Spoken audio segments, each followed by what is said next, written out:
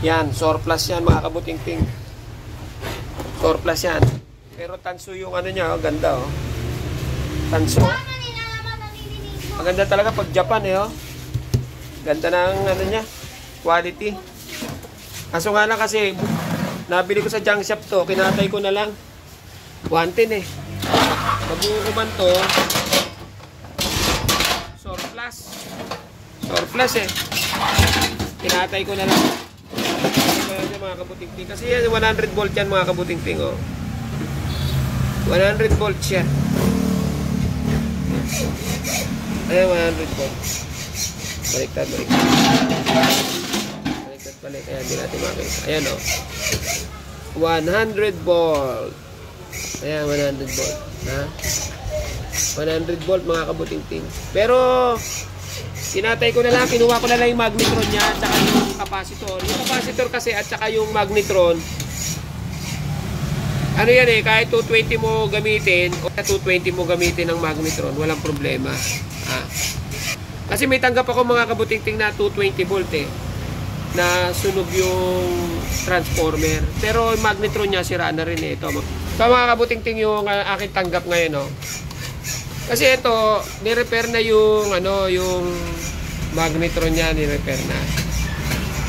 Ni-repair na yung magnetron. Kasi yung transformer sunog, ayan. Ayan. Gagawin ko kasi ito eh, mga kabagay. Ayan, sunog yung transformer niya. Ha? Kaya bumili ako ng surplus na ano, kinatay ko, papalitan ko ng magnetron, buo pa yung magnetron noon. Tapos kinuha ko yung capacitor noon, baka kasi pag nasusunog yung transformer, baka problema kung ano man yan. Pinaus out ko. Ito mga kabuting-ting, ilalagay natin mga kabuting-ting yung 110 volt na magnetrons, galing sa 110 volt na magnetron. Pero pwede rin yun mga kabuting-ting, pwede na natin ilipat dito sa kasize niya na microwave na unit na 220 volt. Ito yung ano niya, yung magnetron niya mga kabuting-ting. Oh, ito yung magnetron niya, bagong-bago oh. Yan oh, Daiwo. Yan ang ilalagay natin doon mga kabuting-ting. 110 volt galing yan. Yan, bumili ako ng surplus na ano, kinatay ko lang. Tapos etong capacitor, yan din ang ilalagay natin. Parehas lang yan mga kabuting-ting. Yung galing sa 110 na microwave, ang pwede lang natin magamit doon yung capacitor at saka yung magnetron. Yung transformer yan, kinatay ko na. Bebenta ko na lang. Magkano bili ko doon sa sira? 250. Sana mabawi ko. Tanso naman. Tas plus bakal. Baka mabawi ko kasi tanso naman. O, di ba? Mga kabuting-ting, gagawin natin to. Panoodin nyo kung talagang sasakto sa talagang yung diode hindi natin diode, pwede rin natin gamitin, pero may diode naman yun eh, pwede rin natin gamitin yan. Ang hindi lang pwede yung transformer at saka yung pan, ilaw, yung mga switch okay na yun, basta may motor hindi pwede ha. Pero ito pwede yan yung dalawa na yan pwede yan, yung diode, pero yung diode meron dun eh, kaya hindi natin lagay kasi ito diode, anong voltahe ito eh, amperes lang naman to eh. Wala namang binabatayan sa diode. Ang may voltaheng diode, yung ano, yung Zener diode. Pero dito, amperes ang kinukuha, ano. Kaya, pwede natin gamitin yan. Pero, hindi na natin ito gagamitin diode. Kasi meron tayo. Ha? Dito natin ikakabit sa 220 volt yan. Pero may transformer ako, mga kabuting-ting. Nakabili na rin ako ng segunda mano. Alam mo naman si Master Buting-ting eh. Ang daming mga segunda mano rito sa shop eh. Yan ang ikakabit natin, mga kabuting-ting. 220 volt to. Ha? 220 volt. Kasi ang naiiba lang naman kasi sa 220 volt, yung dito. Ha? Yung dito niya.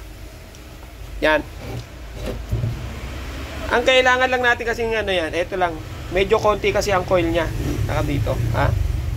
Yan sa transformer. Tingnan mo. Mas marami kasi to. At saka medyo maliit. Marami na. Maliit pa ang wire. Samantalang ito, konti lang. Mataba ang wire. Doon siya naiiba. Dito sa segundo sa ano winding na primary no, dito mataas yun eh no, dito siya naiiba kasi dito mapasok ang 220 volt eh, Dito sa kanya 110, dito naman ang 220 volt. Ha? Dito lang siya naiiba. Tingnan nyo mga kabuting-ting. May iba kasi yan. 110 kasi yan, mataba ang wire niyan, tapos konti lang ang bilang. Samantalang ito, manipis ang wire kasi halos doble, tapos ang daming turns. No? Kaya yan lang ang naiiba. Pero pagdating dito, pare-parehas na lang yan. Ha? Pare-parehas lang siya dyan. Sa ano, dito lang siya maiiba. Kaya mga kabuting-ting, tingnan natin kung paano natin ma-re-repair to. Ko-convert natin. Na tingnan natin kung talagang sasakto yung capacitor at saka yung ano. Pero parang lobo yung capacitor. Parang lumobo yata. Ay, buo pa. Buo pa. Ha? Sana buo rin to. Ha? O, sige. Ha? Natin lang natin mga kabuting-ting kung hindi pa kayo nakakapag-convert ng 110 para malaman natin kung pwede ba o hindi. Ha? Ano? Meron din kayong idea kung sakaling makakatanggap kayo, meron kayong 110 na microwave, hindi nyo naman magamit dahil transformer, 1,000 watts ang kailangan mo ron eh. Mahal pa, dodoble kuryente. Kung meron ka, pwede mo i-convert sa yung magnetron. Kung meron kang nabiling sirang ganito lang, sira. O kaya capacitor. O, ito. Pero ito, 220 volt ang pagkukunan natin. Ha? O, sige. Lahat lang tayo mga kabuting-ting. At saka magandang araw sa inyo. Okay. Tuloy na natin ito mga kabuting-ting. Na maging pera na to. Ang una natin gagawin, tanggalin na natin itong mga sira. Tsaka to. Malamang ko, ito lang naman nasisira sa mga yan eh.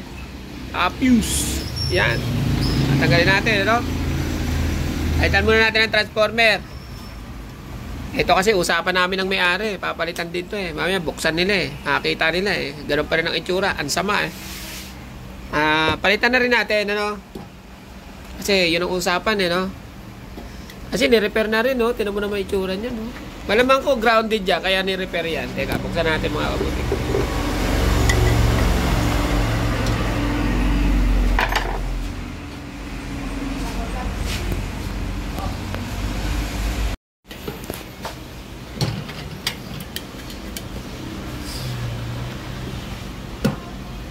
Kaya mo natin mga kabuting-ting kasi ni-repair eh. Pag ni-repair kasi nasisira dyan yung ano eh, grounded dyan eh. Dito yan eh. Minsan pinapalitan nila to eh. Pinapalitan nila yan. Yan. Kasi pag grounded dyan, ang ginagawa ng iba, binubuhay pa eh. Oo nga oh, yan oh, may tornilyo oh. May tornilyo oh. Kasi, minsan kasi nasisira to eh. Nagkakaroon ng ground sa body yan eh. Yan, pag nagkaroon niya, pwede kang kumuha sa iba. Tapos, hinangan mo na lang din. Yan, hinangan mo na lang yan. Hinangan mo na lang dito. Saka doon. No? Wala siyang ground. No? Yan. Siguro nagawa naman to. Pero ang sagwa na ng itsura eh. Palitan na lang natin. Tsaka kailangan natin may content to eh. Na ito kasi galing sa 110 eh. No? Kailangan kasi galing may content natin sa inyo para makita natin kung talagang po pwede ba yung galing sa 110 ilalagay sa 220. Di ba? Di ba magandang malaman yon? Gagawin natin yon ha? Para malaman natin kung totoo ba yan o hindi. Mami di naman pwede. Pero ito gagawin natin ha? Sige.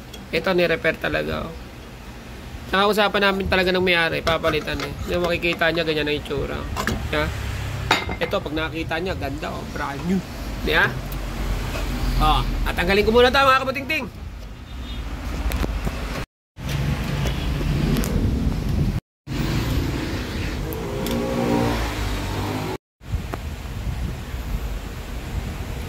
Ito mga kabuting-ting, testerin muna natin yung capacitor. Ha? Yan ang ibig sabihin niya na 0.82 ha. Kailangan 8 lang siya, 8. O kaya sumobra man, o kaya kahit kumuha ng konti, okay lang. Ayun o, tama o. 0.18. Ha? May tolerance siya ng konti. Ano ma, yan o. 0.8. Pag naging 20 yan, tuyo na. Ayan, sakto. Ayan, kasi 0.82 o. 0. 82. O, yan o. Kumbaga, 80 yan. 8.20 yan, pwede to, no? Ayan, 8.18. Pwede siya, ha? Buo to, buo. Ha? Testin natin ito mga kabuting-ting. Yan. Basta may continuity, okay yan ha. Tapos kailangan wala siyang continuity sa body. Okay o, yan o, wala o. Walang continuity sa body. Ang pag-quality kasi ng magnetron, ganito. Kailangan may continuity, tapos wala siyang kaha, no? Wala siyang continuity sa kaha. Tapos yung magnet niya, titingnan mo kung basag. Minsan kasi sa sobrang init niya, pumuputok to eh. Pag yan pumuputok, o ang magnet na-expire, ito kasi parang na-expire eh. Minsan nawawala yung pinaka-carbon niya eh, yung magnetic eh. Humihina ang lamig pag nasisira ang magnet. Halimbawa, nag-crack to. Ihina yung lamig. Ihina yung init. Ha? Pag nag-crack yan, pag lumayo yan, pag lumayo, nawala sa balance yan. Ano yan, mawawalang ihina ang mag-init. Ha? Kaya titinan nyo yan kung nag-crack yan. Pag nag-crack yan, ano na yan? Tira na yan. O kaya palitan nyo ng magnet. Pag nag-crack yan, mahina ang init. Ha? Tapos nakikita nyo, sunog to. Ito, pag sunog to, napapalitan lang yan. Bunutin mo lang yan. Kuha ka sa sira. Halimbawa, ito, sira na. Halimbawa, ito, sira na, no? Ito, buo naman. Bunutin mo to, ilipat mo lang dyan, ipitin mo. Okay na yon. Tapos, pag kinakalawang na to, ha? Pag kinakalawang na yan, sisira na yan, ha? Kailangan yan, di kinakalawang. Yung parang inaamag, ha? Quality lang yan, gano'n. Tapos, kailangan yung lumalabas dito, yung lumalabas na kuryente dyan, pag tinester mo yan, may high yan. May high voltage na papalo dyan, ha? May high voltage yan. Kaya, pag may high voltage na rito, na lumalabas dito, may high voltage na dyan, tapos, pag nakasaksak na to, wala pa rin, sina ang magnetron, ha? Sina na yun.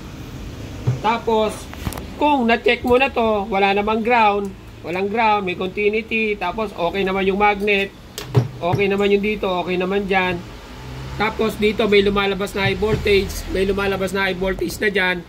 Tapos pagsaksak mo na ito, hindi nag-iinit, sira na to, pwede na natin palitan. Ha? Ganun lang yun, ha? Kaya ang gagawin natin, tatanggalin ko na muna itong transformer mga kabuting-ting, papalitan ko muna, ha?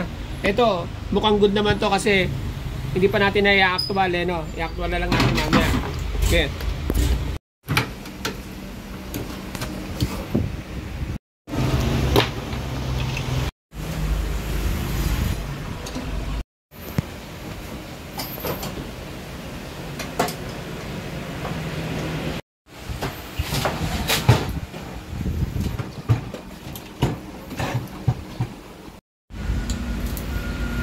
Wala na mga kabuting-ting, sunog na.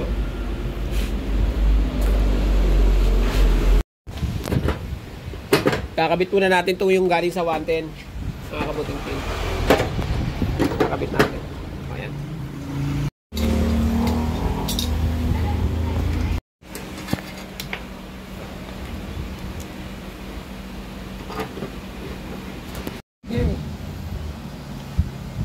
Mga kabuting-ting, ano na natin. Kakabit na natin yung galing sa 110, yung capacitor yung galing sa 110. Nakakabit ko lang mga kapatid.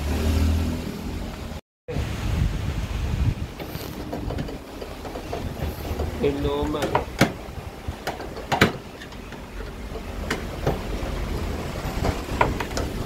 Luma.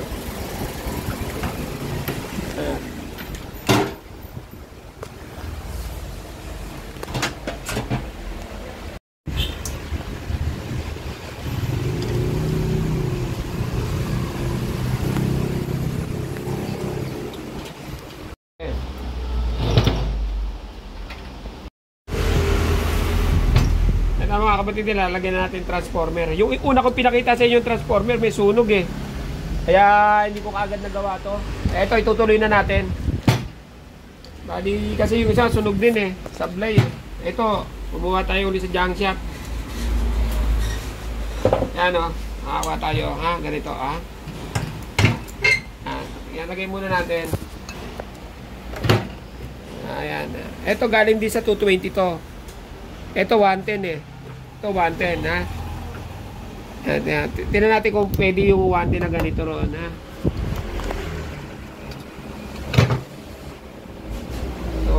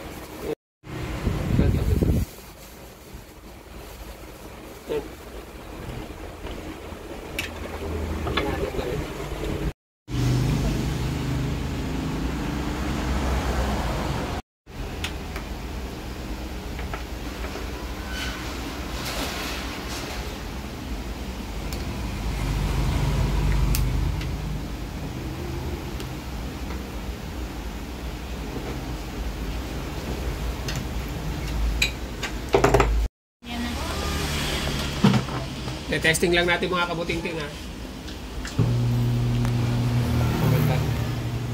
Tingnan lang natin kung umiinit. Sasalangan natin ng tubig.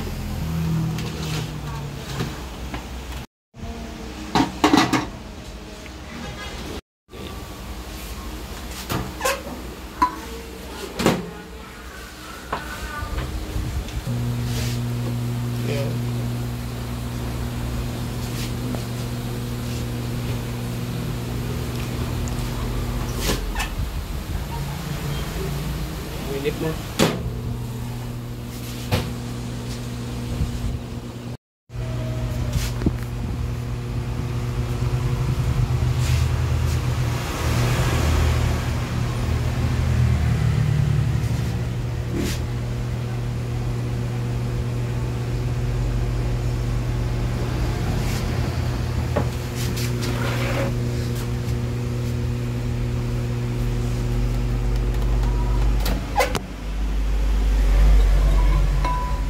Init.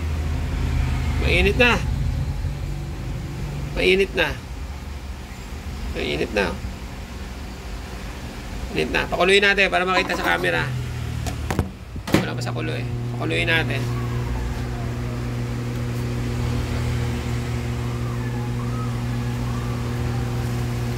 Pero minute na yan mga kabuting-ting. Pwede yan mga kabuting-ting, yan yung ano. Yan kasi yung magnetron galing sa 110 yan. Kinonvert ko sa 220. Pero okay naman eh. Wala naman, hindi naman nasisira eh. Tsaka kasi ang ano naman, wala naman nakalagay na voltahe kung ano yung i-input mo sa kanya. Kasi yan, ano yan. Ano lang naman yung nasa loob niya, coil lang eh. Tapos magnet. Wala namang mga IC dyan, diode, Zener diode. Wala naman dyan eh. Tsaka wala naman transformer din sa loob. Walang motor. Kaya yung magnetron, kahit 110 yan, pwede isalpak yan kung galing sa 110. Diba? Tsaka yung capacitor, kung galing sa 110, parehas lang din yon. Ha? Kasi ang transformer ang hindi pwede. Kasi ano yun eh. 110 yung primary nun eh. Pero yung secondary, pwede yun. Yung primary lang ang papalitan mo, yung 220, yung 110. Tsaka yung mga timer yan, may mga motor kasi yan timer. Hindi pwede yun, ha? Pati ilaw. Tapos yung motor pan, hindi pwede yan. Tsaka yung umiikot doon sa ilalim, ha? Hindi natin pwedeng gamitin yun. Kasi 110. Ang pwede lang natin gamitin sa 110, yung ano, magnetron transformer. Magnetron at tsaka yung capacitor. Yun lang, ano, tsaka yung mga switch. Yun lang ang pwede natin gamitin. Ha? Ayan o, 110 yan. Pinanggalingan natin sa 110 yan. Yan. Ha? Pwede naman. O yun o, maaso na o. Kumukulo na o. O, di ba? Ayan o. Maaso na o. Ulitin natin. Kumukulo eh. Kumukulo na eh. O, ito ha. O, tinan nyo. Kumukulo na yan. O. O, ayun o. O. Kumukulo na sa init. Makainit na yan. Aray ko. O. Yan. Yan. Pwede yan kahit ano. Pwede natin ano yan. Convert.